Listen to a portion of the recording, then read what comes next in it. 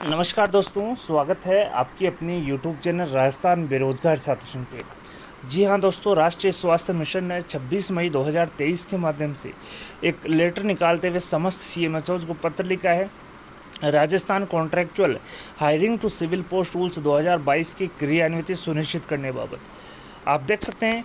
इन्होंने कहा कि एनएचएम योजना अंतर्गत संविदा पर कार्यरत कार्मिकों को संविदा सेवा नियम 2022 के अधीन लाए जाने हेतु कार्मिकों के आदेश जारी कर संबंधित को तामील कराने हेतु आपको प्रेषित किए जाकर आदेशों में अंकित तिथि अनुसार कार्य ग्रहण करवाने हेतु निर्देश जारी किए थे, परंतु अनेक प्रकरणों में आप द्वारा संबंधित कर्मचारी को आदेशों की तामील समय पर सुनिश्चित नहीं की जा रही है।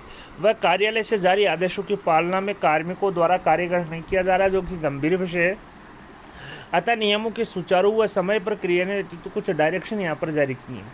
तो आप देख सकते हैं, संविदा सेवा नियम 2022 को लेकर समस्त सीएमएचओ को पत्र लिखते हुए कुछ डायरेक्शन जारी किए हैं। इन्होंने कहा है कि एनएचएम मुख्यालय द्वारा संविदा कर्मचारियों के अडॉप्शन के आदेश जारी किए जा रहे हैं और इसी अडॉप्शन आदेश आपको मेल के माध्यम से भिजवाए जा रहे हैं, लेकिन आप संबंधित को तालीम नहीं करवा रहे हैं।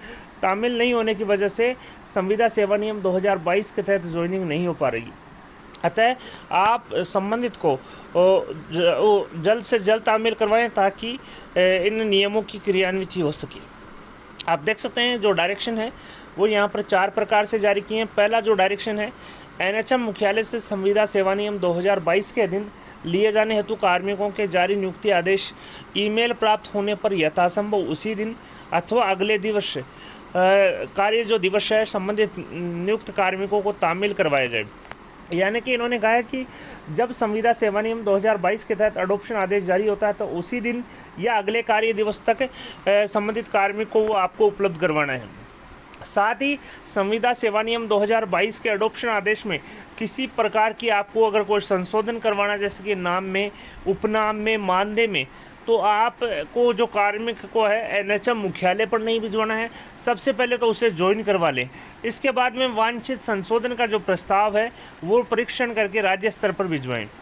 साथ ही इन्होंने कहा है कि संविदा सेवा नियम 2022 की क्रियान्विति के लिए यदि कोई बिंदु स्पष्ट नहीं है या इस कार्यालय से निर्णय या राय की आवश्यकता है तो वांछित मार्गदर्शन हेतु पूर्ण प्रस्ताव संबंधित सीएमएचओ के द्वारा इस कार्यालय को भिजवाया जाए।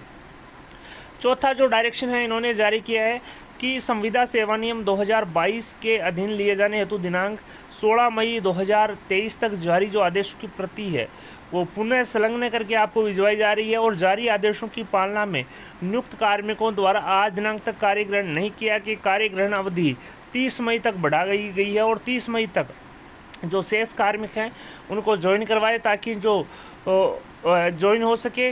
अन्यथा की स्थिति में नियुक्ति आदेश स्वतः निरस्त माने जाएंगे। डॉक्टर जितेंद्र कुमार सोनी, मिशन निदेशक एनएचएम के हस्ताक्षरों से लेटर जारी किया गया है। प्रतिलिपि दी गई है विभिन्न को आवश्यक कार्रवाई और सूचना। साथ ही परियोजना निदेशक एनएचएम के भी साइन हैं।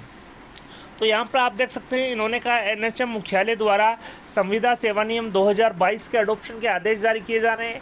अतः जो जारी आदेश है आपको ईमेल के माध्यम से भिजवाए जाते हैं। जिस दिन ईमेल भिजवाए जाते हैं उसी दिन या अगले कार्य दिवस तक आप जो संबंधित कार्मिक हैं उनको तामील करवाएं और जो टाइम पीरियड रहता है उसमें उनको जो संविदा सेवा नियम 2022 है उसमें ज्वाइनिंग के लिए कहें।